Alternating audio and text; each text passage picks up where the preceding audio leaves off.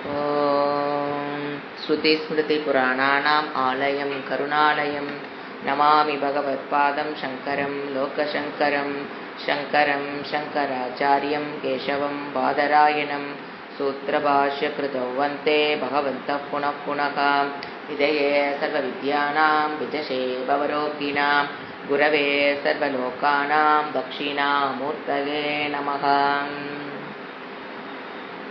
ॐ सहना भवतु सहनौ भुनक्तु सह वीर्यङ्करवावहै तेजस्विनावधीतमस्तु मा विद्विषावहै। ॐ शान्ति शान्ति शान्तिः। कैवल्योपनिषत् शान्ति पाठम्।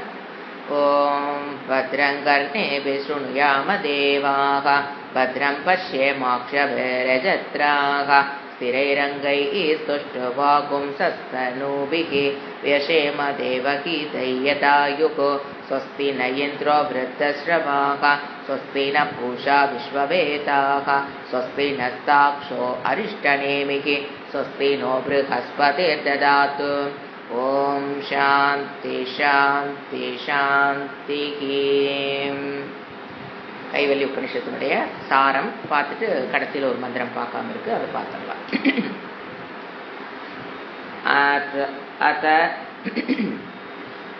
அதாஸ்வலாயனோ பகவந்தம் பரமேஷ்டினம் உபசமேத்ய உவாச்ச.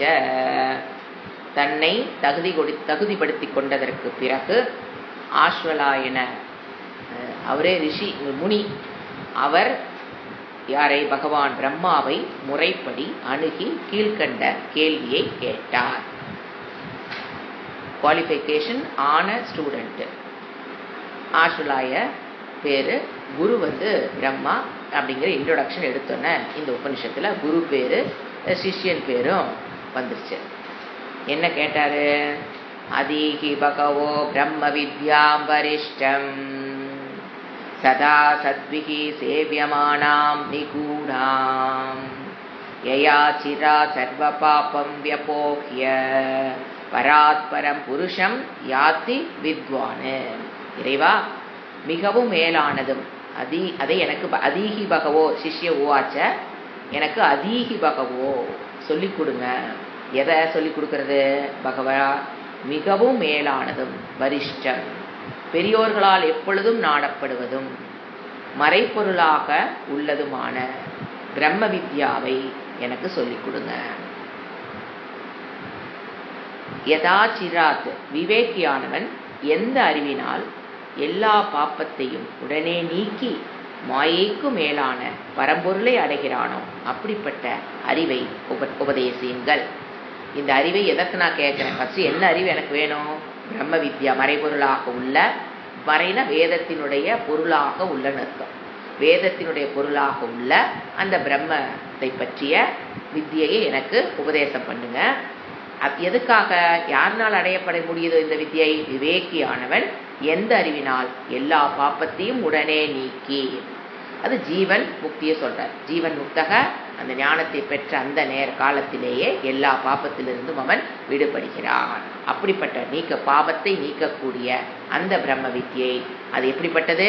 மாயைக்கு மேலான பரம்பொருள், பொருளை அடைகிறானோ அப்படிப்பட்ட அறிவை எனக்கு உபதேசியுங்கள்னு கேட்கிறார். ஸ்டூடெண்ட் வந்தோன்னா ஃபர்ஸ்ட் கிளாஸ்ல என்ன கேட்கிறாரு பாருங்க. அடுத்தது தஸ்மை சகோவாச்ச பிதாமகஸ்ச ஸ்ரத்தா பக்தி தியான யோகாத்து வேத. குரு எடுத்தோன்னு என்ன சொல்றாரு? தஸ்மை, அவனுக்கு பிரம்மதேவன், பிதாமகனா பிரம்மதேவன். எடுத்தோன்னு என்ன சொல்றாரு? ஸ்ரத்தா பக்தி தியானம். இது நம்ம என்ன பார்த்தோம்? ஸ்ரவணம் மனனம். நீ என்ன வித்தியை கேட்கறியோ அதுக்குண்டான சாதனம் என்ன? இப்போ நம்ம ஒன்று வேணும் அப்படின்னா அதை அடைவதற்குண்டான வழி, மீன்ஸ் சாதனம் என்னங்கிறது சொல்றாரு. என்ன நீ பண்ணணும்? ஃபர்ஸ்ட் ஸ்ரவணம் மனனம் நிதித்தியாசனம் நீ பண்ணணும். அதுக்கு அவர் யூஸ் பண்ற வேர்டு தான் ஸ்ரத்தா பக்தி. ஏன் ஸ்ரத்தாங்கிற வேர்டு பக்தி ஸ்ரவணத்துக்கு போடுறாரு? ஸ்ரத்தைன்னு ஒன்று வகுப்புகள் போயிட்டு இருந்திருக்கலாம், ஆனா நம்ம மனசுல ஸ்ரத்தைன்னு ஒன்று உருவாக்கும் போதுதான் ஸ்ரத்தா டுவர்ட்ஸ் குரு சாஸ்திரம் வரும்போது தான் சிரவணமே ஸ்டார்ட் ஆகும். அது வரைக்கும் வகுப்பு தான் போயிட்டு இருக்குமே தவிர சிரவணம் ஸ்டார்ட் ஆகிருக்காது. சொன்னதெல்லாம் புரிஞ்சிருக்கும். அது வேற, சிரவணங்கிறது வேற. சிரவணம்னா என்ன? வேதாந்தத்தில் சொல்லப்பட்ட நிச்சயம், தாத்பரிய நிச்சயம் தான் சிரவணம். முடியும் போது இதுதான் படிக்க வந்திருக்கோம், இதைத்தான் பிரம்மம் சொல்லுது, இதைத்தான் வேதம் சொல்லுது, இதைத்தான் படிக்க வந்திருக்கோம், இதைத்தான் நான் தெரிஞ்சுக்கணும்னு தெளிவாகிறேன். பார்த்தீங்களா? அதுதான் வாழ்க்கை அறியப்பட வேண்டிய விஷயம், அதுதான் என்னுடைய தத்துவம், அதனால தான் எனக்கு மோட்சம். இது மாதிரி தாத்பரிய நிச்சயம், வாழ்க்கையில் நம்பர் 1 கோல் இதுதான் ஃபிக்ஸ் பண்ணுறது வகுப்புக்கு வந்தாலும் நடைபெறாது. சொல்கிறதெல்லாம் புரிய நோட்ஸில் இருக்கும்.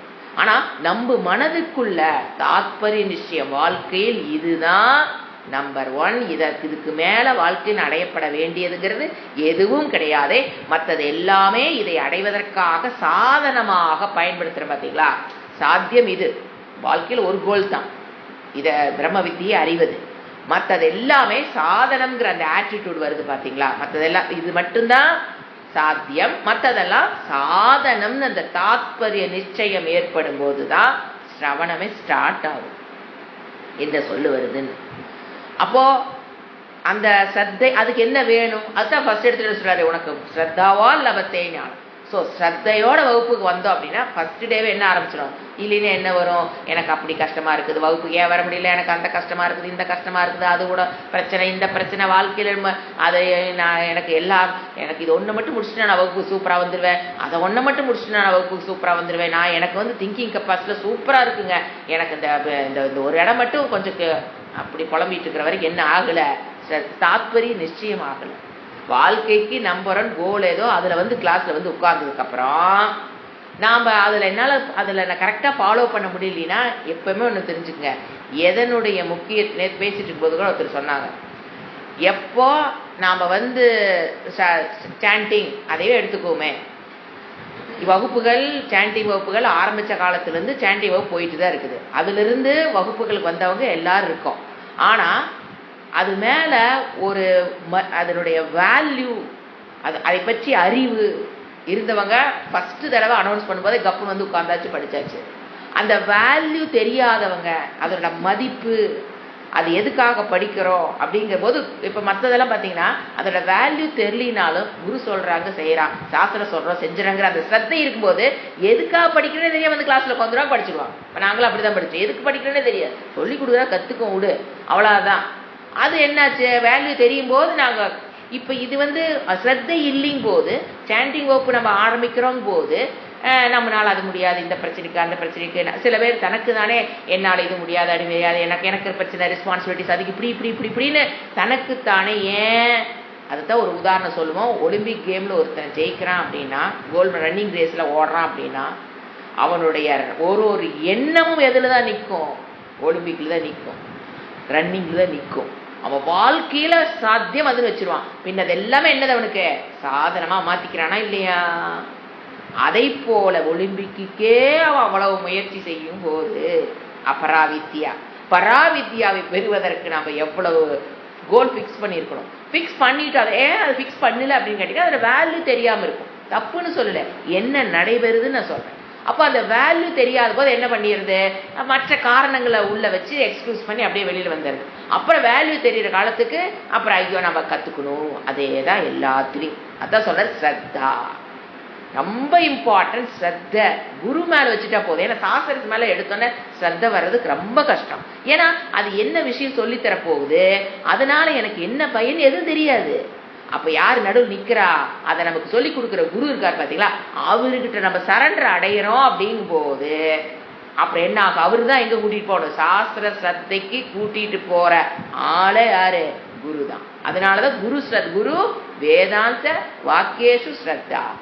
அது வரும்போது தான் வகுப்புகள் போயிட்டு இருந்திருக்கும், முண்டக்கவே முடிஞ்சிருக்கும். ஆனால் நமக்கு என்ன ஸ்ரத்த வந்திருக்காது, கட்டவும் முடிஞ்சிருக்கும், ஸ்ரத்த வந்திருக்காது. கைவெள்ளி ஆரம்பிக்கும் போது தான் வந்திருக்கும். அப்படி புரிஞ்சுக்கும். எது எப்போ நமக்கு ஏற்படுதோ அது அப்போ ஏற்படும்.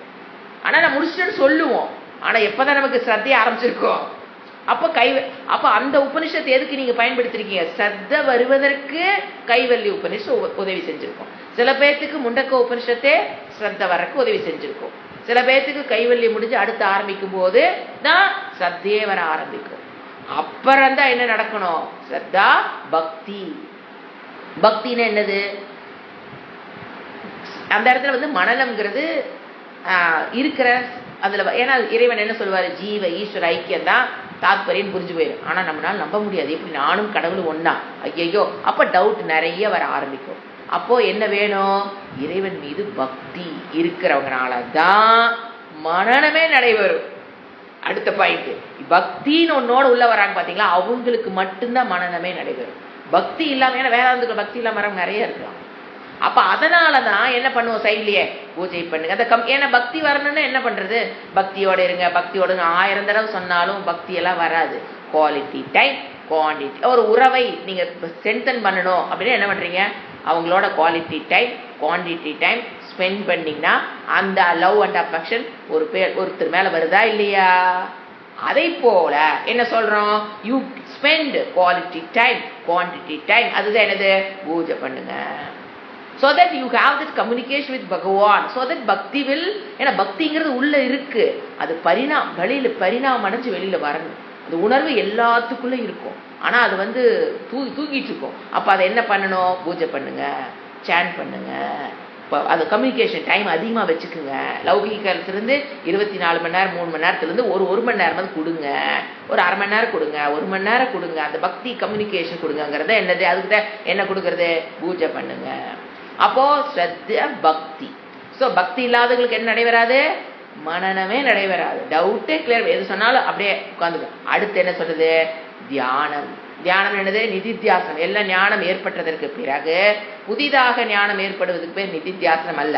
நிதித்தியாசனத்திடம் புதிதான ஞானம் எங்க ஞானம் ஏற்படணும்? சிரவண காலத்திலேயே என்ன தாத்பரியம் நிச்சயமானதுக்கு அப்புறம் மனநம் நடைபெறவே அந்த ஞானத்துல போய் அந்த ஞானத்தை போய் பிடிச்சிருவோம். ஆனா மனம் என்ன பண்ண? புத்தி எல்லாம் ரெடி ஆயிடுச்சா, ஆனா மனம் என்ன பண்ணாது? பிடிக்க அது நழுவி விட்டுரும். ஏன் மனம் என்ன பண்ணுவோம்? நான் இந்த சரீரம், நான் இந்த மனம், நான் இந்த வீடு, நான் இந்த இது மாதிரி போயிட்டே இருக்கும்போது திருப்பி நிதித்தியாசனம் சொல்லிங்க இந்த subject matter for a particular time. இந்த 3 இந்த என்ன சொல்லிட்டாரு? ஃபர்ஸ்ட் ஸ்ரத்தா, பக்தி, தியானம்ங்கிறவள் அழகா சொல்றேன். இது வெரி ஸ்பெஷல் இன் கைவல்யம். எல்லாத்துலயும் ஸ்ரத்தா மனனங்கிறதுக்கு பதிலாக இவர் என்ன பண்றாரு? வேற வேர்டு யூஸ் பண்ணி அது ஸ்ரத்தைக்கு சிரவணத்துக்கு என்ன வேணும்? ஸ்ரத்தா வேணும். மனனத்துக்கு என்ன வேணும்? பக்தி வேணும். அடுத்தது நிதித்தியாசனம் பண்ணணும்னா நிர்குண பிரம்ம தியானம் நீ பண்ணணும்னா சகுண பிரம்ம தியானம் பண்ணனாலதான் முடியும். அதனால என்ன சொல்லிட்டாரு? நிதித்தியாசனத்துக்கு பதில் என்ன வேர்டு போடுறாரு? தியானம். இதெல்லாம் நம்ம இன் டீட்டெயிலா பார்த்திருக்கோம். அடுத்தது என்ன சொல்றாரு? எதனால் அடையப்பட முடிச்சு சொல்லிட்டாரா? மக்கள் இது தெரியாம வேற ஏதோ ரூட்டை போட்டு அடையறதுக்கு ட்ரை பண்ணிட்டு இருக்கிறாங்க. அது என்னென்ன ரூட்டு? கர்மனா. அதனால அடைய முடியாது. ந கர்மனா ந பிரஜையா தனேன ந தனேன தியாக்கே நைவ. நீ பண்ற கர்மத்தினாலேயோ, நீ பெற்றுக்கிற குழந்தைகளை ஃபேமிலி மெயின்டைன் பண்றதுனாலயோ, அல்லது பணம் சம்பாதிக்கிறதுனாலயோ நீ இந்த வித்யை பெற முடியாது. ஃபர்ஸ்ட் என்ன வேணுங்கிறாரு? தியாகேனம். தியாகம் வைராக்கியம். அமிர்தத்துவம் ஆனசுகு. அதன் மூலியமாகத்தான் மரணமில்லா பெருவாழ்வு, மீண்டும் பிறவாத ஜீவன் முக்தி, விதேக முக்தி. அதுதான் மரணமில்லா பெருவாழ்வு. அதை பெறுகிறான். பரேன நாக்கம். இந்த இடத்துல என்ன? சொர்க்கத்தை காட்டிலும் என்ன சொல்றாரு? பிரம்ம வித்தியை. ஏன்னா நீ அல்டிமேட் எது நினைச்சிட்டு இருக்கிற? சொர்க்கத்துக்கு போறதானே. அதை காட்டிலும் மேலானது மனதில் வெளிப்பட. அந்த ஞானத்தை அடையிறதுக்கு எங்க போகணும்? ரிஷிகேஷ் போய் கோரணுமா? இமயமலையில போய் கோரணுமா?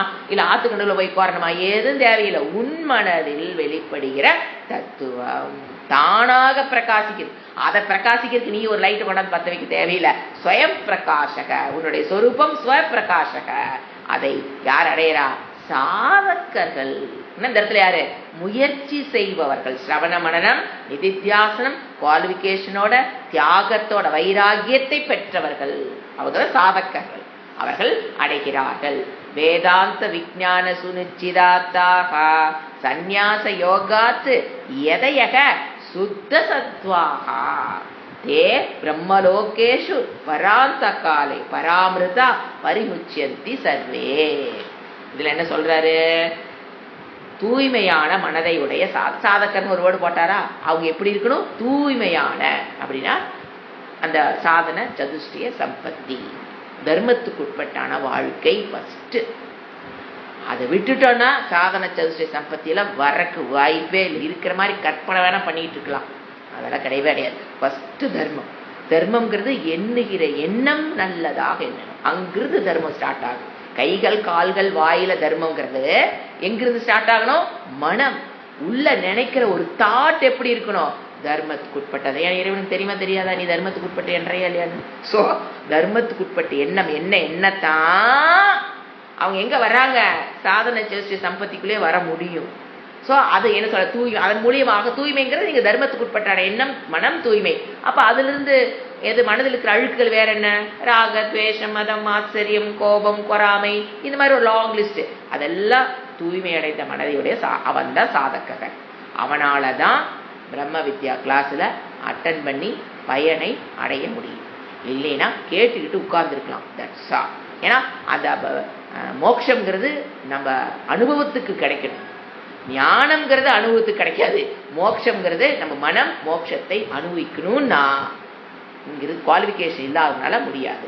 சந்நியாசம் என்ற சாதனையினால் வேதாந்தத்திலிருந்து தோன்றிய வேதாந்தம், அதிலிருந்து உபனிஷத்துக்களிலிருந்து தோன்றிய ஞானத்திற்கு பொருளான பிரம்மனில் உறுதியை அடைகிறார்கள்.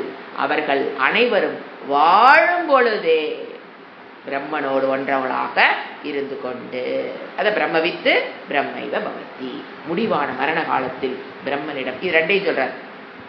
வாழும் பொழுது ஜீவன் முக்தனா இருக்காரு, அவன் பிரம்மனோடவே ஐக்கியம், பிரம்மனாகவே இருக்கிறான். அப்படின்னா எங்க பிரம்மனா ஆயிட்டாங்களான்னு எப்படி கண்டுபிடிக்கிறது, வெளியில தெரியவே தெரியாது. பிரம்மனை அறிந்தவர்கள் பிரம்மனாகவே இருப்பார்கள்.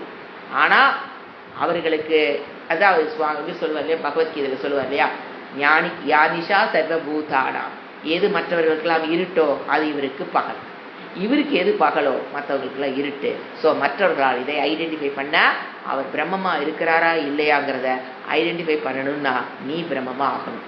அப்பதான் உனக்கு அவர் பிரம்மமா இருக்காருன்னு தெரியும். அதுக்கு முன்னாலாம் கற்பனையில் வேணா வச்சுக்கலாம், ஒரு க்ளூ, ஒரு வியூகம், இப்படி இருப்பாரு இதனாலதான் அவர் பிரம்மமா, அப்படி கிடையாது. பிரம்ம வித்துதான் பிரம்ம இவ பவதி. அர்த்த சொல்ல வாழும் காலத்திலே அவரிடம் பிரம்மனுடன் ஒன்றவராக இருக்கும். முடிவான மரண காலத்தில் அவங்க விதேக முக்தி, இறந்ததற்கு பிறகு அவருடைய உடலில் இருக்கிற பஞ்சபூதங்கள் அந்தந்த பஞ்சபூதங்களோடு கலந்து விடுகிறது, அவர் பிரம்மனாகவே இருக்கிறார்.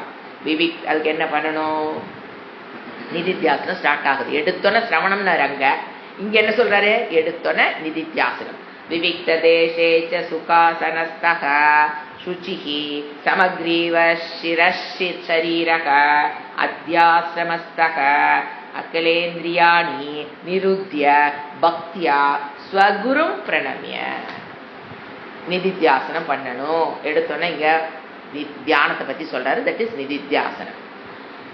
இவர் இந்த இடத்துல ஸ்பெஷலா சொல்ற நிதித்தியாசனத்தை நான் பார்த்தோம். ரெண்டு விதமான நிதித்தியாசனம். ஒண்ணு ஒரு இடத்துல தியானம் பண்ற மாதிரியே ஒரு இடத்துல ஒரு காலத்தில் ஒரு குறிப்பிட்ட காலத்துக்கு ஒரு குறிப்பிட்ட ஒரு ஒரு டேல ஒரு குறிப்பிட்ட காலத்தை தேர்வு செய்து அதை குறிப்பிட்ட காலத்துக்கு உட்கார்ந்து வேதாந்த வகுப்புகளில் சொல்லிக் கொடுத்த வார்த்தைகளை நானாக பிரம்மமாக தெரிஞ்சுக்கிட்டோம்.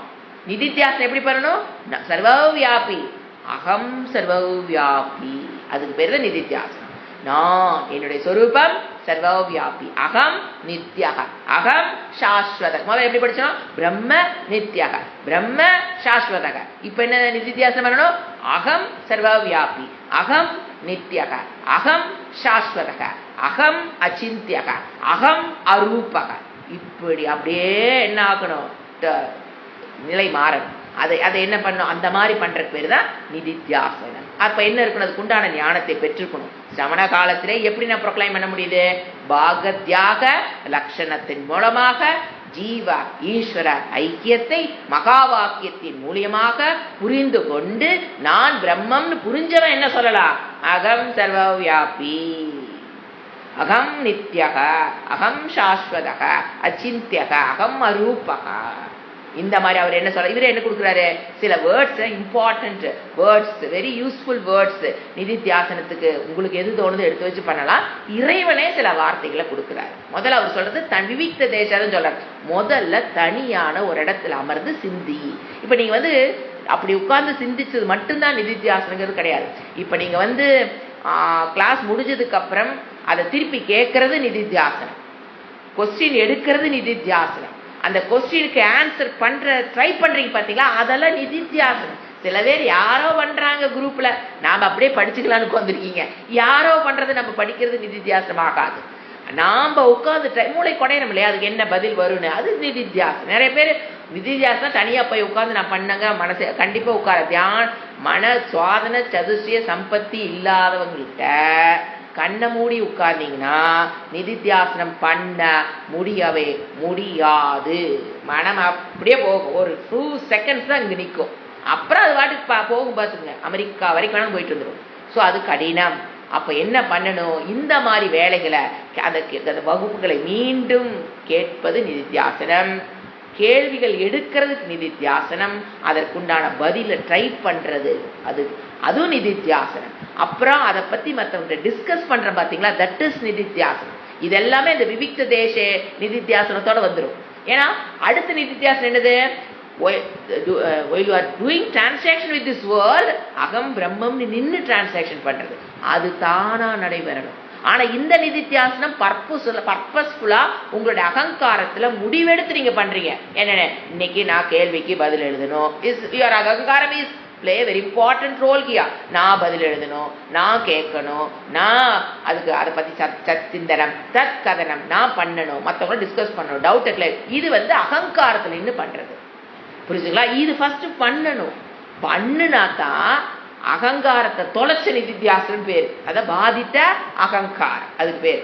அப்படின்னு என்னன்னா, while you are doing இதை பண்ண பண்ண பண்ண பண்ண அது தானா வரும். எடுத்தோன்னே இதை கட் பண்ணிட்டீங்கன்னா அது வர்ற மாதிரி அது வேற. சில பேர் சொல்றது, நான் அதுக்கு முயற்சி பண்ணினேன், இந்த பிரச்சனை பார்க்கும்போது பிரம்மத்தில் நின்று நான் டிரான்சாக்ஷன் பண்ணணும்னு முயற்சி பண்றேன் அப்படிங்கிறது it is not at all நிதித்தியாசனம். It should come automatically. நான் முயற்சி பண்ணி இந்த பிரச்சனை வந்தோடனே நான் நிதித்தியாசனம் பண்ணி நான் அந்த முயற்சி பார்க்கறேங்கிறது ட்ரை பண்றேன்னு அர்த்தம். இட் இஸ் நாட் நிதித்தியாசனம். இது செகண்ட் டைப் ஆஃப் நிதித்தியாசனம். ஸோ ஃபர்ஸ்ட் டைப் ஆஃப் நிதித்தியாசனம் மட்டும்தான் நம்ம கண்ட்ரோல் இருக்கும். அப்ப அது மட்டும்தான். செகண்டுங்கிறது தானா நடைபெறும். அப்ப எப்படி நம்ம நிதித்தியாசனம் பண்றனே தெரியாம அந்த இடத்துல நின்று இருப்போம். அப்புறம் திருப்பி ஞாபகத்துக்கு வரும், ஓ நம்ம இங்க நின்று டிரான்சாக்ஷன் பண்ணியிருக்கிறோம். அந்த அகங்காரம் மறுபடியும் அந்த நிதித்தியாசனம் முடிஞ்சு, ஏன்னா த்ரூ அவுட் த டே நிதித்தியாசனம் தான் ஒரு நாளைக்கு இந்த இடத்துல 4 இடத்துல 2 இடத்துல ஒரு இடத்துல அப்படி வர ஆரம்பிக்கும். அப்புறம் அந்த இடத்துல நம்ம அந்த இடத்துல நின்று நம்ம நிதித்தியாசனம் பண்ணணுங்கிறது தெரியாது. பண்ணி முடிச்சதுக்கு அப்புறம் நம்மளுக்கு தெரியும், அட ஆமா அப்படிங்கிற மாதிரி தான் நம்ம அது பண்ணின நிதித்தியாசனம் கூட தெரியாம முடிச்சுட்டு வந்திருப்போம். அதுக்கு அது வரணுங்கிறது it is not our control. Please don't try for the second type of நிதித்தியாசனம். It should come automatically. நிறைய பேர் என்கிட்ட பேசும்போது சொல்றது, நான் நின்று டிரான்சாக்ஷன் பண்ணணும்னு முயற்சி பண்ணினேன். அங்க முயற்சியே வேண்டாம், இதை பண்ணுங்க. இது கம்ப்ளீட் ஆயிடுச்சுன்னா எது ஏதாவது அந்த அந்த பழம் பழுக்கிறதுக்கு தானா நடைபெறுவது பழம் பழுக்கிற. பழம் பழுக்குன்னா வெக்காய ட்ரை பண்ணீங்கன்னா அது வெம்பி போயிடும். பழத்துக்கு உண்டான காய்க்கு வாழைக்காய் வாங்கி வச்சா அதற்குண்டான நேரத்தை கொடுத்தீங்கன்னா தான் அது அழகா பழுத்து டேபிள் மேல இருக்கும். நீங்க போர்ஸ் பண்ணி இந்த மருந்து அடிக்கிற பாத்தீங்களா, என்ன பண்றானுங்க, மருந்து அடிச்சு சீக்கிரமே நாளைக்கே பழம் பழுத்துறணும். எப்படி இருக்குது அந்த பழம், மோந்து பார்க்க முடியுதா? ஏன், அதுக்குண்டான நேரத்தை எடுக்கணும். அப்ப நீங்க என்ன பண்ணணும், கொஸ்டின் ஆன்சர் போடுறதோ அல்லது நீங்க நான் சொல்ற இந்த ஃபர்ஸ்ட் டைப் நிதித்தியாசனத்துல ஃபர்ஸ்ட் நல்லா பண்ணுனீங்கன்னா பழத்தை காலத்தை கொடுத்தீங்கன்னா அதுக்குண்டான காலத்தை கொடுத்தீங்க, அது என்ன ஆயிரும், பழம் வாழைக்காய் பழுத்துருமா அவன் என்ன பண்றான், மருந்து அடிக்கிற மாதிரி நம்ம அவசர ஃபாஸ்ட் ட்ராக்ல வேலைக்காக. ஏன்னா இது ஏன் பர்பஸா சொல்றேன்னா, நமக்குள் இருக்கிற வாசனைகள் வருவட்ட விதையாவதற்கு எத்தனை காலம் ஆகுங்கிறது உங்களுக்கும் தெரியாது, சாஸ்திரத்துக்கும் தெரியாது, குருவுக்கும் தெரியாது. அது ஒரு மிஸ்ட்ரி. அது நடைபெற்று முடிகிற வரைக்கும் பழைய வாசனை என்னது, நான் இந்த சரீரம்ங்கிற அபிமானம், அது விடுற வரைக்கும் we have to do first type of நிதித்தியாசனம், விபரீத ஞானம். சாஸ்திரம் என்ன சொல்லுது, யூ ஆர் சர்வ வியாபி தத்து தொம் அசிங்கம். நாம் என்ன பண்ணுவோம், அகம் சரீரம், அதிலிருந்து டிரான்சாக்ஷன் நடக்கிறது. It's very important. அதனால இவர் என்ன சொல்றாரு, ஃபர்ஸ்ட் டைப் நிதித்தியாசனத்தை மட்டும்தான் இங்க சொல்றாரு, விவிக்த தேசே. ஏன் செகண்ட் டைப் சொல்லல, அது தானா நடைபெறணும். அப்படி பண்ண முடியலன்னா என்ன சொல்றாரு அடுத்தது, உமா சக்காய். அடுத்த மந்திரம் படிக்கலாம். கிருத் புண்டரீகம் விரஜம் விசுத்தம், இதெல்லாம் என்னது, ஃபுல்லா நிதித்தியாசனத்துக்கு நீ தேர்ந்தெடுக்கக்கூடிய வார்த்தைகளையும் கொடுக்கிறார். கிருத் புண்டரீகம் விரஜம் விசுத்தம் விசிந்திய மத்தியே விஷதம் விஷோகம் அச்சிந்தியம் அவ்யயம் அனந்தரூபம். ஒன்னா ரெண்டா எத்தனை வார்த்தை பாருங்க. சிவம் பிரசாந்தம் அமிர்தம் பிரம்மயோனிம். போதுமாங்கிற அளவு கொடுக்குறாரு. இது எல்லா வேர்டு எடுத்து வச்சு உனக்கு என்ன புரிஞ்சுதோ அதை தனிமையில சிந்திச்சு பழகு, அல்லது அதை ஒரு வேர்டு எடுத்து உங்களுக்கு என்ன புரியுது அப்படியே எழுதுறது.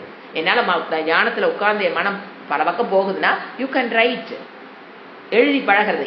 இது என்னென்ன, இது எப்படி நான் சர்வ வியாபிங்கிறது எப்படி என்னால் ப்ரொக்ளைம் பண்ண முடியுது அப்படிங்கிறது ஜீவ ஈஸ்வர ஐக்கியத்தை கொண்டு வந்து பழக்கணும்.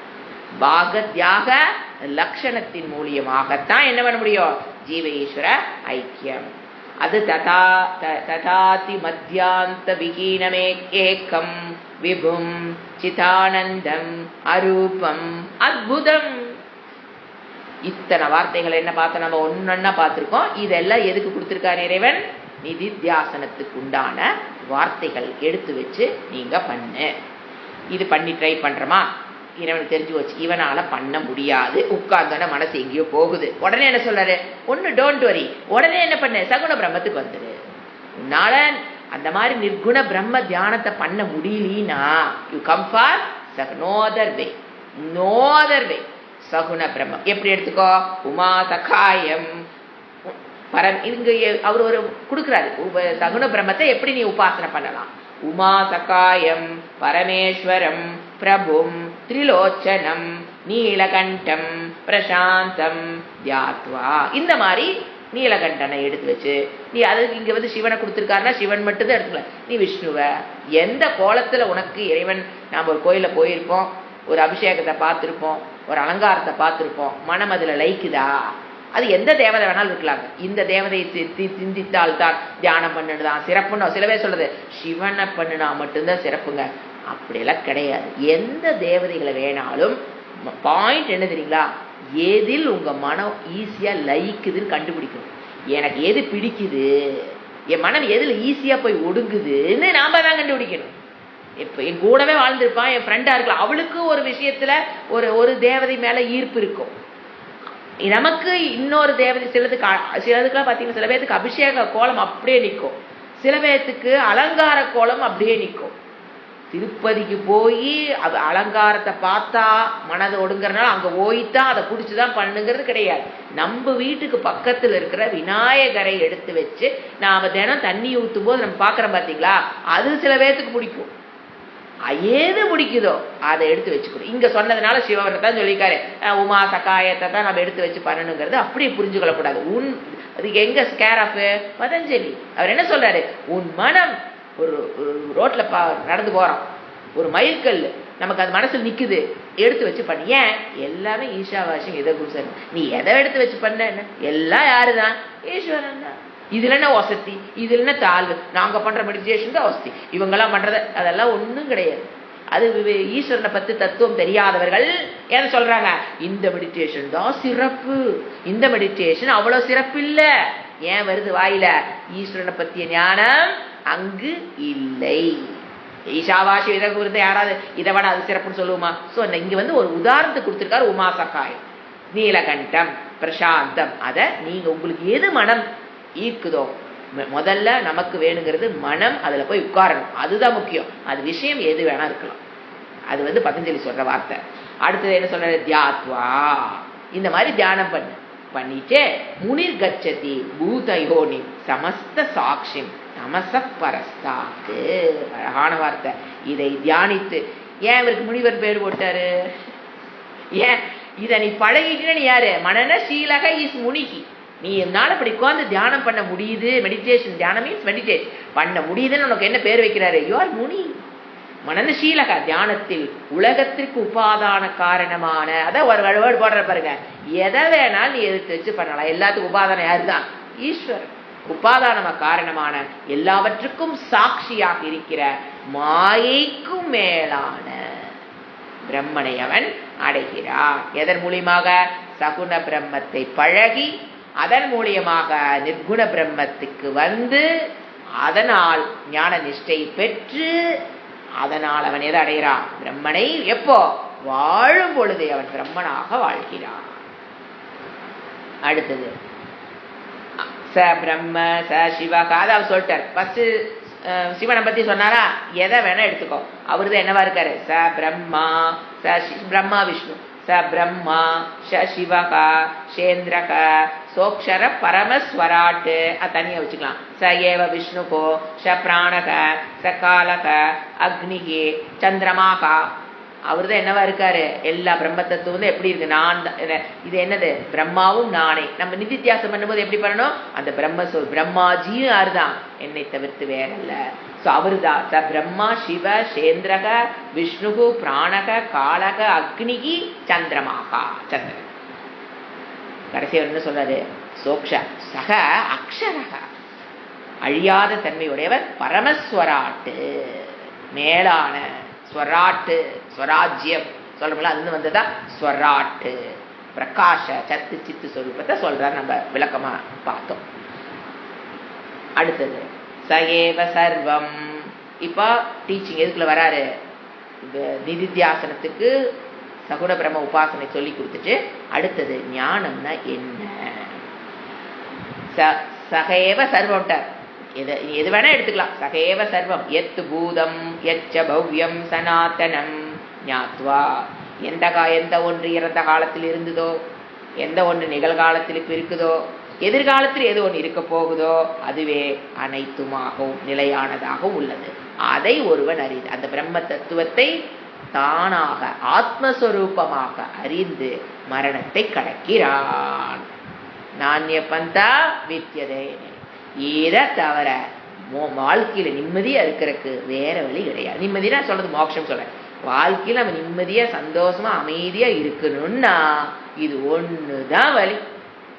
வேற எதுலயும் ந கர்மனா ந பிரஜயா. பிரஜா you all relationship, take all relation, not only குட்டீஸ், ஆல் ரிலேஷன்ஷிப். ந பிரஜயா ந கர்மனா. நீ கலெக்டரா இருக்கலாம், பிரைம் மினிஸ்டரா இருக்கலாம். ந கர்மனா ஜாப், ஹவுஸ் ஒய்ஃபா இருக்கலாம், எது வேணா எடுத்துக்கோ. ந கர்மனா ந பிரஜையா ரிலேஷன்ஷிப். தனம் கோடி கோடியா 100 கார் வச்சிரு. ந தனேன நான் வந்து அங்க ஆட் பண்ணிக்கணும். எதனால மட்டும்தான் அடைய முடியும்? தியாகேன தான் சொல்றாரு. நான் அந்த தியாகங்கிறது குவாலிஃபிகேஷனை பெற்று நீ ஞானத்தை பெறவர வேற எந்த வழி நீ நிம்மதியாகவோ சந்தோஷமாகவோ இந்த உலகத்தில் இருக்கா முடியாது, முடியவே முடியாது. வேற வழியும் கிடையாது. இது ஒண்ணுதான் வழி. நான்ய பந்த, அது என்ன சொல்றது? பந்தா விமுக்தி. அதே நான்யம்னா வேற வழி கிடையாது. அடுத்தது இப்பதான் ஞானத்துக்கு வர்றாரு. ஆத்ம ஞான ஸ்வரூபம், ஈஸ்வர ஞான இங்க சொல்றாரு. சர்வபூதமாத்மானம்.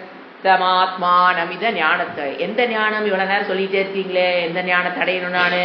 ஆத்ம ஞான ஸ்வரூபம்னா என்ன? சர்வபூதஸ்தமாத்மானம் சர்வபூதானி சாத்மனி.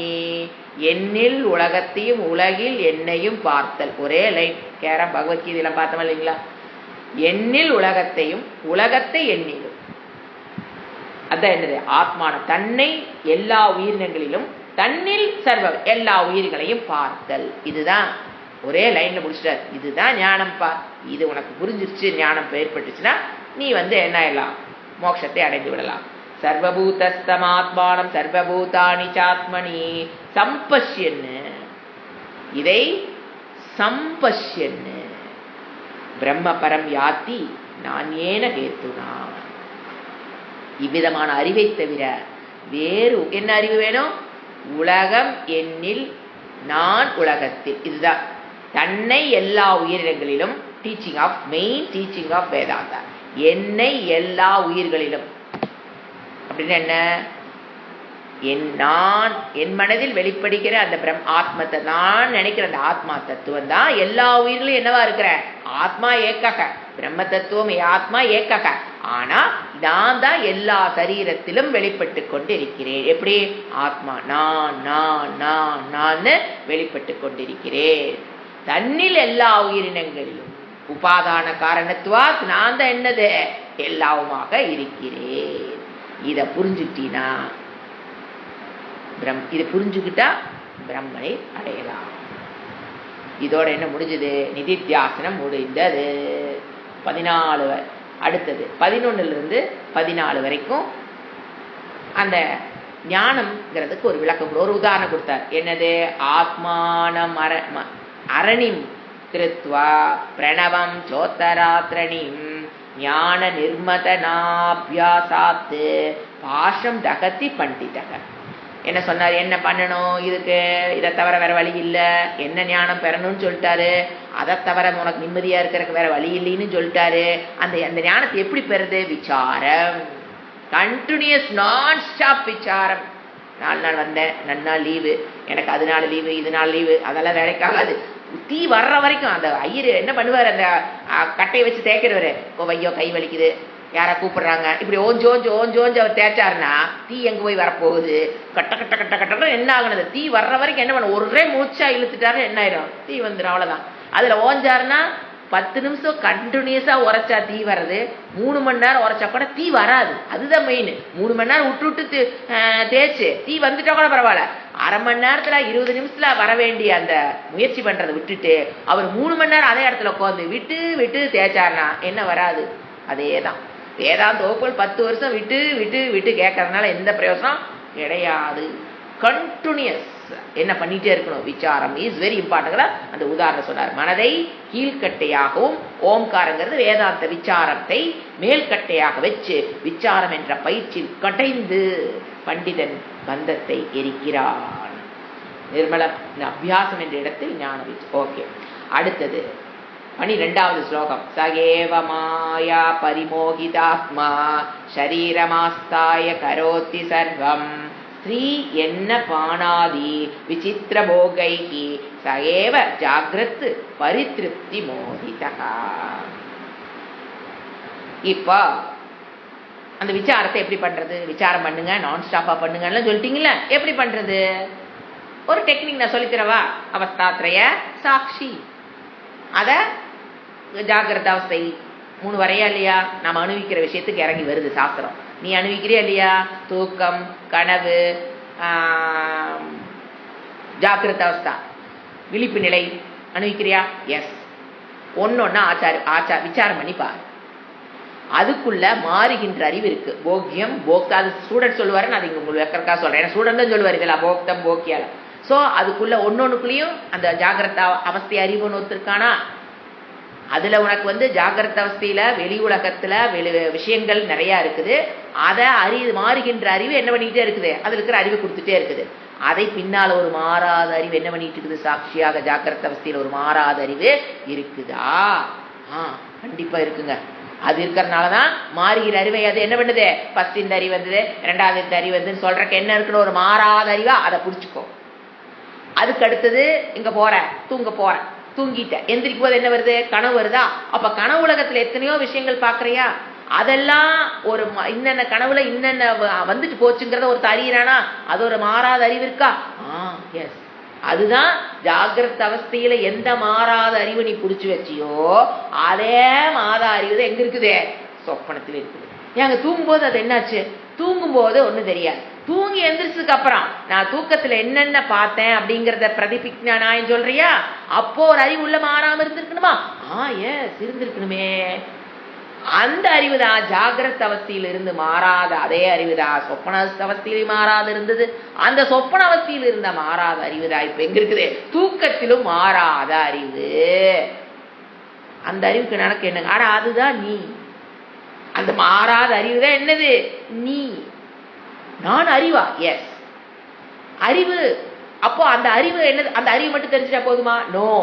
இந்த ஒரு நாளைக்கு அந்த மாறாத அறிவு இருக்குன்னு பார்த்தீங்க இல்லையா? அதுதான் ஒரு வாரத்துக்கு அந்த அறிவு மாறுறது இல்லை, 1 மாசத்துக்கும் அந்த அறிவு மாறுவதில்லை, ஒரு வருடத்துக்கு மாறுவதில்லை. நீ பிறந்தது இருந்து இறக்கிற வரைக்கும் அந்த அறிவு மாறாமல் இருக்கா? ஆமா. 10 வருஷத்துக்கு முன்னால் என்ன நடந்ததுன்னு சொல்ல முடியுது. சோ அந்த அறிவு மாறாமல், அந்த ஒரு மாறாமல் அறிவு இருக்குன்னு பாத்தியா இல்லையா? அதுதான் சத்து. மாறாதது என்னது? நித்தியம். நீ இந்த எத்தனை இப்ப இந்த சரீரத்துல அந்த மாறாத அறிவு இருக்குன்னு பாத்தியா? இதுக்கு முன்னால 10 சரீரம், ஒரு கோடான கோடி சரீரம் எடுத்திருப்பியா? அதுலயும் அந்த அறிவு எப்படித்தான் இருந்தது? மாறாமல். சரீரம் தான் போயிட்டு வந்து ஆகமப்பாகி வாசாம்சி ஜீர்ணானியதா விகாய, நீ சரீரம் எடுத்த போன. ஆனா அந்த அறிவு எப்படி இருக்கு? மாறாமல். அப்ப என்னது அது? சத்து. ஃபர்ஸ்ட் அது சித்துன்னு கண்டுபிடிச்சோம். அதுக்கப்புறம் என்ன கண்டுபிடிச்சா? அது மாறாமல் இருக்குதுன்னு கண்டுபிடிக்கும் போது சத்தாது. ஆனா அது இல்ல, அதுதான் நீ. எந்த அறிவை நீ போய் பிடிச்சியோ அதுதான் நீ, அதுதான் சத்து, அது ஏக்கா, அது சர்வவியாபி.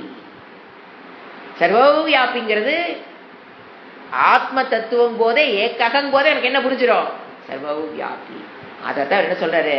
இந்த 3 நிலைகளை வச்சு அவஸ்தா, அந்த 3க்கும் 3 நிலைகளும் மாறி மாறி வருது. ஒண்ணு போய் ஒண்ணு வருது, அதுல ஒண்ணு மாறாம இருக்கா.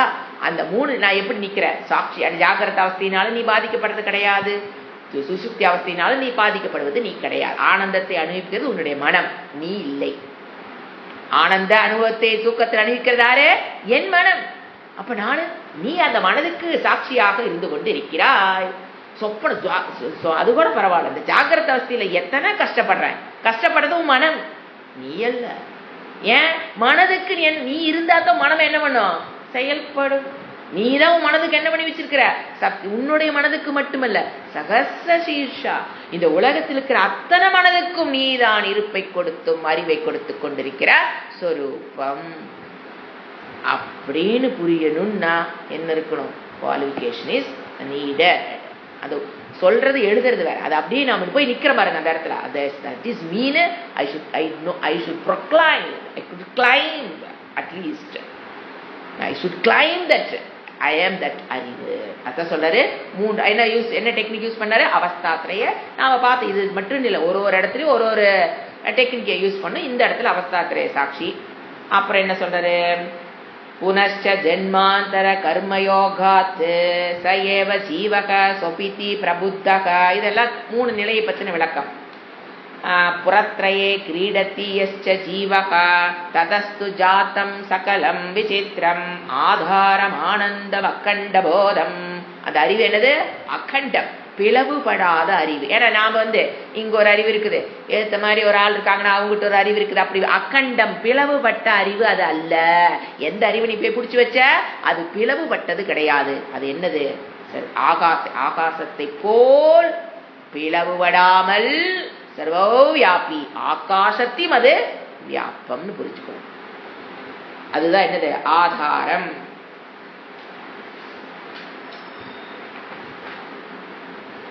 கனவு 3 நிலையை பத்தி சொல்லிட்டாரு. அடுத்தது, இந்த பிரம்மனிடம் இருந்துதான் பிராணன், மனம், சிருஷ்டி, அனைத்தும் இந்திரியங்கள், ஆகாசம், காற்று, நெருப்பு, நீர் அனைத்துக்கும் ஆதாரம் இந்த பிரம்மனிடம் இருந்துதான் எல்லாமே தோன்றியிருக்கிறது. அப்படிங்கறத நம்ம சிருஷ்டி கிரமத்தை, ஈஸ்வர தத்துவத்தை விளக்குனாரு. அடுத்தது, எத்பரம் பிரம்ம சர்வாத்மா விஸ்வஸ்யாயதனம் மகத் சூக்ஷ்மா சூக்ஷ்மதரம் நித்யம் தத்துவ மேவ துவமேவ தத்து. இப்ப 2 இதுல என்ன சொன்ன? 16, 17. இது 2லயும் மகா வாக்கியத்தோட விளக்கம் வருது. தத்தேவ தொம்மு, அந்த உலகத்தை படைத்தான் ஈஸ்வரன். அது பாருங்க, அந்த மகா வாக்கியம் வரக்குனால என்ன சொல்லிட்டாரு? ஈஸ்வர தத்துவம், சிருஷ்டி சொல்லிட்டு இந்த உலகத்தை படைச்சாரு ஒருத்தன் பாக்குறீங்க இல்லையா? அவருதான் நீதான் அவரு.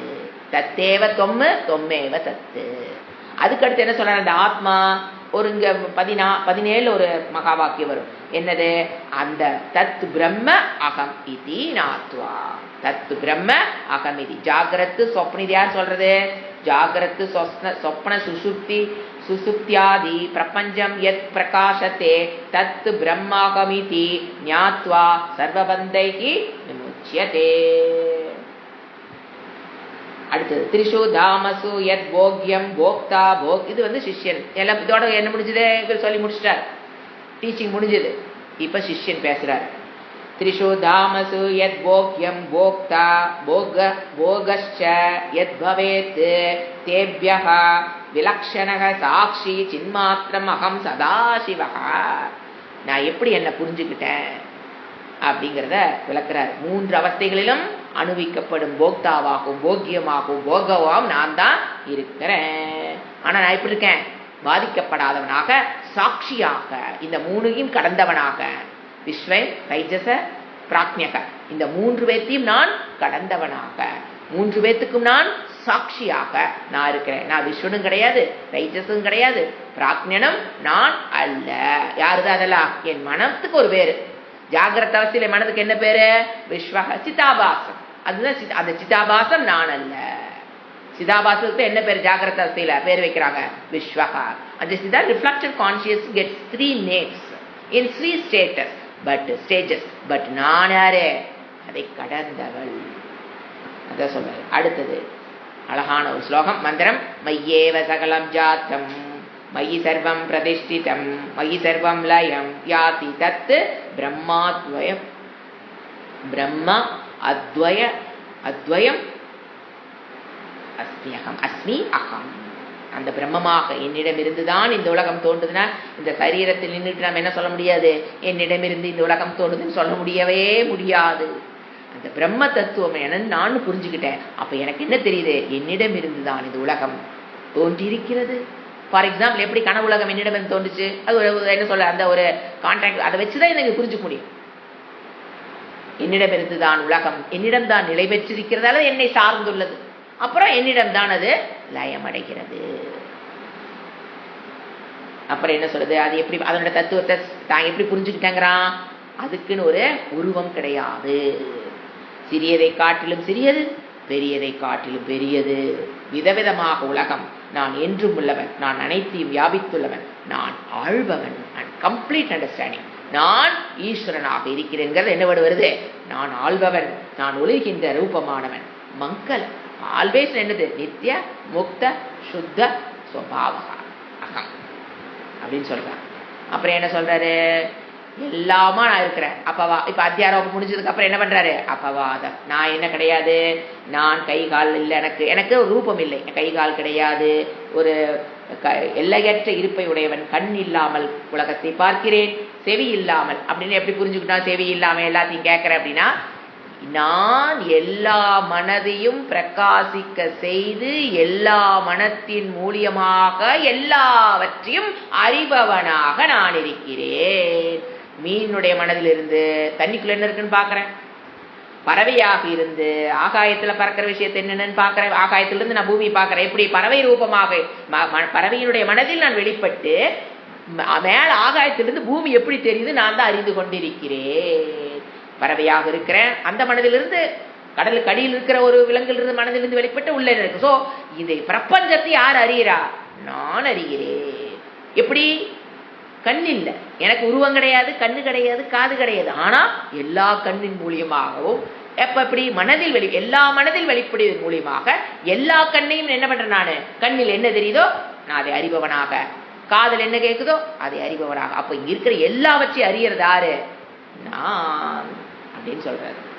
அடுத்தது அதை நான் அறிந்து கொண்டேன், அது அப்படியாக நான் இருக்கிறேன் அப்படிங்கிறத ஸ்டூடெண்ட் சொல்ற. அதுக்கடுத்து யார் பேசுறா? ஸ்டூடெண்ட் பேசி முடிச்சதுக்கு அப்புறம் அனைத்து வேதங்களும் வந்திருக்கு. அப்பவாதம்.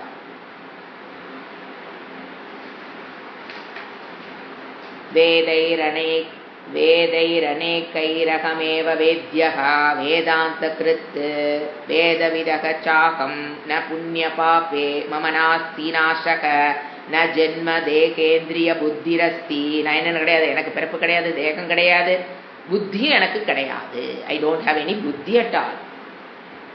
ந பூமிராப்போ ந ச வன்னி அஸ்தி ந ச அனிலக நேஸ்தி ந அம்பரம்.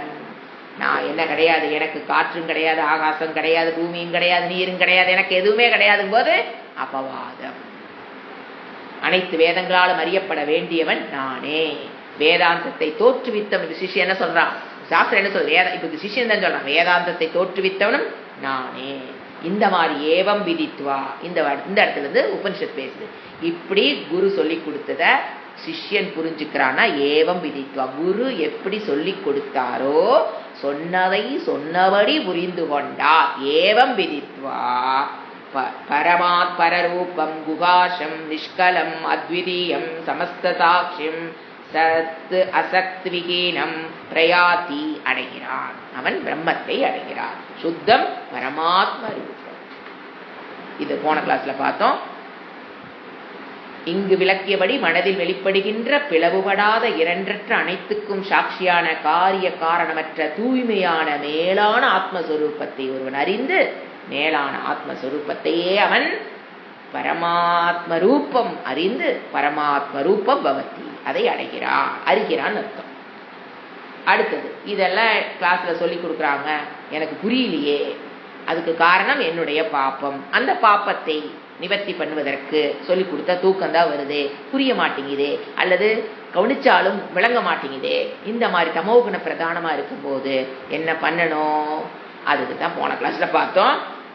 சாண்டிங், வேத மந்திர பாராயணம் பண்றதுங்கிறது என்னென்ன நீ பாப்பம் பண்ண, ஏன் இதெல்லாம் எதனால புரியல? பாப்பம் அது எதனால அந்த பாப்பம் வந்திருக்கும்? நீ பிரம்மஹஸ்தி தோஷமாத்துல வந்ததா இருக்கும். அக்னி போல அது எரிக்குது. சாண்டிங்கிறது அக்னி போல அந்த பாப்பத்தை என்ன பண்ணுது? எரிக்குது. என்னென்ன பாப்பம் நீ பண்ணிருக்க வாய்க்கலாம்? எத்தனையோ பாப்பம் அழிக்க, பிராயசித்தமே இல்லாத பாப்பத்தை கூட அது அழிக்கும் சாண்டிங். என்னது? பிரம்மஹஸ்தி பிரம்மனை கொன்ற பாப்பத்திலிருந்து தூய்மையாக்கப்படுகிறான். செய்ய வேண்டியதை செய்யாத விட்டமா? சாஸ்திரம் கிரகஸ்தாசிரமங்கள், கிரகஸ்தாசிரமத்திற்கு இதை செய்யணும்னு சொன்னாங்க, சொல்லியிருக்குது. நாம் எத்தனை வருஷம் அது செய்யல, அது பாப்பம் தானே. அந்த பாப்பத்தையும் செய்யக்கூடாது செஞ்சு வச்சிருப்போமா? நிறைய செஞ்சு வச்சிருப்போம். அதனால் அந்த பாப்பத்தால் அவன் தூய்மையாக்கப்படுகிறான். அப்ப சாண்டிங் யாருக்கு தேவை? பிறந்ததுலேருந்து நாம் பாப்பமே பண்ணாதவர்களுக்கு தேவையே இல்லை. அவ்வளவுதான், ஒரே வார். பிறந்ததுலேருந்து இது வரைக்கும் வேதாந்த வகுப்புல வர வரைக்கும் நான் எந்த பாவம் பண்ணல. செய்ய வேண்டியது செய்யாம இருந்தாலே பாப்பமே. பஞ்சமகா யக்னங்கள் பண்ணாம இருந்தாலே என்னது? பாப்பம். புரிஞ்சுங்களா? ஸோ எல்லாரும் எதோட தான் கிளாஸ்ல வரோம்? பாப்பத்தோட தான் வர்றோம். கண்டிப்பா அதுக்கு நிவர்த்திக்கு ஒரு ரூட் கண்டுபிடிச்சுதான் ஆகணும். அதுதான் சாண்டிங். இது இது இது என்னன்னு தெரியறதுக்கு முன்னாலே நாங்க வந்துட்டோம்.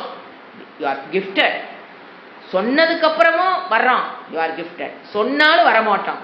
It's next better next birth போயிட்டே இருக்க வேண்டியதான், வேற ஒன்றும் பண்ண முடியாது. இதை படிச்சதுக்கு அப்புறம் நான் வந்து சாண்டிங் எதுக்கு வேஸ்ட் ஆஃப் டைம் நினைச்சோம்னா அப்புறம் நாங்களே என்ன ஒன்றும் பண்ண முடியாது. பெட்டர் லக் நெக்ஸ்ட் பர்த்ல. அது இதுக்கு உண்டான முயற்சி அடுத்த ஜென்மத்தில் பிடிச்சிட்டு போயிட்டே இருக்க வேண்டியதுதான். என்ன சொல்ற? ஜபிக்க வேண்டும். ஒரு என்ன சொல்றது? ருத்ரத்தை சாண்டிங்கிறது ஒரு நாளைக்கு ஒரு முறை. சன்னியாசினாங்க அவங்க ருத்ரத்தை ரெகுலரா சாண்ட் பண்ணணும். கிரகஸ்தாவில் இருக்கிறவங்க தேவையில்லைன்னு அர்த்தத்தில் தப்பு. சில பேர் இன்டர்பிரட் பண்ணணும், தப்பா பண்ணுவாங்க. இது வந்து சன்னியாசிகளுக்கு மட்டும்தான் ருத்ரம் படிக்கணும். கிடையவே கிடையாது. இந்த இடத்துல சன்னியாசிங்கிறது சமயக்கு ஞாசமாகிற சன்னியாசி. அந்த மீனிங் ஏன் எடுத்துக்கூடாது? கிரகஸ்தாவும் சன்னியாசியாக இருந்துதானே ஞானத்தை பெறுகிறான், வைராக்கியத்தை பெற்றுதானே ஞானத்தை பெறுகிறான். சமயக்கு ஞாசம். அப்ப எப்படி சன்னியாசிங்கிறவங்க அந்த ஆசிரமத்துக்குள்ள இருக்கிறவங்க மட்டும் கிடையாது. இது சில பேர் இன்டர்பிரட் பண்ணி தான் கிரகஸ்தா இருக்கிறவங்களாம் அது லேடியா இருக்காங்களா ருத்ரம் சொல்லக்கூடாது. தவறான புரிதல். உனக்கு வேதாந்தம் புரியலினா பாப்பத்தை அழிக்கணும்னா சாண்டிங் ஈஸியான வழி. வித்தவுட் ஸ்பெண்டிங் நய பைசா. வேற எந்த பரிகாரத்துக்கு காசு செலவாகணுமா இல்லையா? சாண்டிங் என்ன காசு செலவு பண்றீங்க? புரியுதுங்களா? அதைத்தான் சொல்ல. இப்ப அடுத்து கடைசி நம்ம படிச்சுட்டு முடிச்சலாம். அனேன ஞான பாப்னோதி சம்சார அர்ணவநாசனம் தஸ்மாத் ஏவம் விதித்வைனம் கைவல்யம் பலமஷ்ணுதே. கைவல்யம் பலமஷ்ணுதே. கைவல்யம் இஸ் ஈக்குவல் டு மோட்சம்ங்கிறது நம்ம இன்ட்ரோடக்ஷன் கிளாஸ்லேயே பார்த்தோம். மோட்சத்துக்கு கைவல்ய உபனிஷத்துல சொல்ற வேர்டு கைவல்யம். அதனாலதான் கேவலசிய பாவம் கைவல்யம். பிரம்மம் மட்டுமே. கேவலம்னா மட்டுமே அர்த்தம். கேவலம் தமிழ் எடுத்துக்கூடாது, மட்டுமே. கைவல்யம் இதுல என்ன மீனிங்? அனேன இதன் மூலம் தூய்மையானதால். எதன் மூலியமாக? சாண்டிங் மூலியமாக தூய்மையான. வேற ஏதாவது சொன்னாரா? நீங்க சாண்டிங் மூலியமாக தூய்மையானதால் சம்சார அர்ணவ நாசனம். ஒருவன் துயரக்கடலை நாசம் செய்யும் ஞானத்தை ஆப்னோதி. ஞானத்தை பெறணும்னா chanting is very very important. அததான் கைவல்ய உபனிஷத் சொல்லுது. அடுத்து தஸ்மாத்து. இப்ப என்ன சொல்லுது?